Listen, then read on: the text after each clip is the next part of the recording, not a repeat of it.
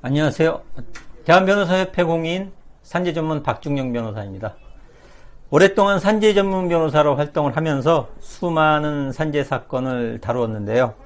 그 중에서 재해 근로자분들이나 사업주분들에게 도움이 될 만한 사례들을 선별해서 박변의 산재 이야기라는 카테고리로 동영상을 제작하고 있습니다. 오늘은 그 5번째 시간으로 노조 전임자도 산재가 인정될까요? 라는 주제로 이야기를 해보도록 하겠습니다. 설명의 편의를 위해서 재해 근로자의 이름을 이몽룡으로 하고 유족인 배우자의 이름을 성춘향으로 해서 이야기를 시작해 보도록 하겠습니다. 39세의 이몽룡은 A 주식회사에 입사한 이래 홍보실, 기획실, 경영전략실 등에서 일을 하다가 노동조합의 파견 발령을 받아 사무처장으로 직무를 수행하고 있었습니다. 이몽룡은 다음날 열릴 예정인 운영위원회의 행사 준비를 위해서 퇴근 시간 이후까지 회사에 남아 행사 자료 및 참고 자료를 검토하고 밤늦게 자신의 자가용을 이용해서 퇴근을 하다가 교통사고를 당하여 사망을 하였습니다. 망인의 배우자인 성춘향의 유족급여 신청에 대해서 근로복지공단에서는 첫 번째, 망인은 근로를 제공하지 않는 노동조합 전임자로서 산재보험을 적용받는 근로자로 볼 수 없다. 두 번째, 망인의 사고는 퇴근 중에 발생한 것으로 산재의 적용 대상이 되지 않는다고 하는 이유로 부지급 처분을 하였습니다. 그렇다면 근로복지공단의 주장대로 노조 전임자는 산재보험에 적용을 받지 못할까요? 그렇지 않습니다.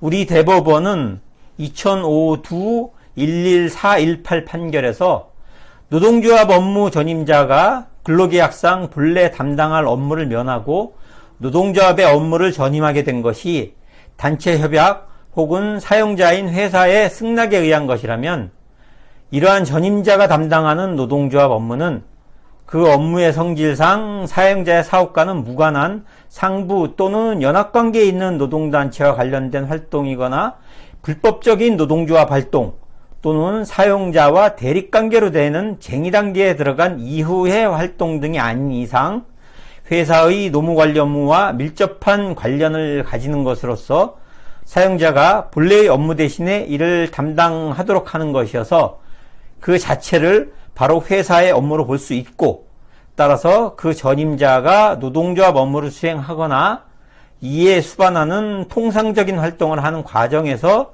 그 업무에 기인하여 발생한 재해는 산업재해보상보험법 제4조 1호 소정의 업무상 재해에 해당한다고 반시하고 있습니다. 따라서 망인이 노조 전임자라는 이유로 한 근로복지공단의 부지급 결정은 위법한 처분이라고 할 것입니다.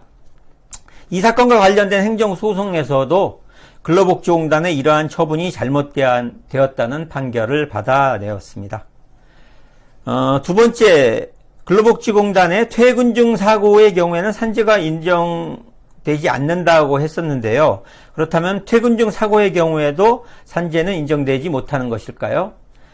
이와 관련해서 이몽룡 씨가 사고를 당했을 무렵의 산업재해보상보험법에서는 출퇴근 중 발생한 사고 중에서 사업주가 제공한 교통수단이나 그에 준하는 교통수단을 이용하던 중 발생한 출퇴근 사고의 경우에만 산재를 인정하도록 규정되어 있었습니다. 그런데 위 규정은 2016년 9월 29일 헌법 불합치 결정을 받았으며 따라서 현재는 정상적인 경로를 벗어나지 않는 한 교통수단의 종류와 관계없이 모든 출퇴근 중의 사고에 대해서 산재를 인정하고 있습니다.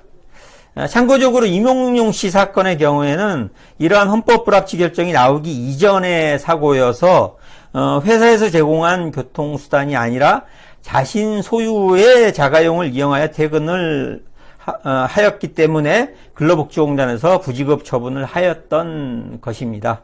그렇지만 이몽룡 씨 관련 행정소송 사건에서는 회사와 망인의 집 사이에 배정된 교통수단이 단 2개 노선뿐이었고 두 개의 노선도 각각 밤 8시 20분과 9시 15분에 막차가 배차된다는 점을 발견하고 입증을 해서 망인이 퇴근할 무렵에는 자가용을 이용하여 퇴근을 할 수밖에 없다고 이제 행정소송 과정에서 주장을 하였습니다. 이러한 점에 대해서 행정법원에서 인정해서 이몽룡 씨 관련 산재 유족급여 부지급 처분을 취소하는 판결을 받아냈습니다. 그래서 결국 이 사건은 근로복지공단에서 부지급 사유로 주장하던 두 개의 사유가 모두 번복되어 결국 행정소송에서 승소했고 성춘향 씨는 유족급여를 받을 수 있게 된 사건이었습니다. 이상 노조 전임자도 산재가 인정될까요? 라는 주제로 이야기를 해보았습니다. 산재 사망 시의 손해배상 청구와 관련해서 추가적으로 궁금한 점 있으시면 상담 전화로 전화 주시기 바랍니다. 더 자세하게 상담해 드리도록 하겠습니다. 오늘은 여기까지입니다.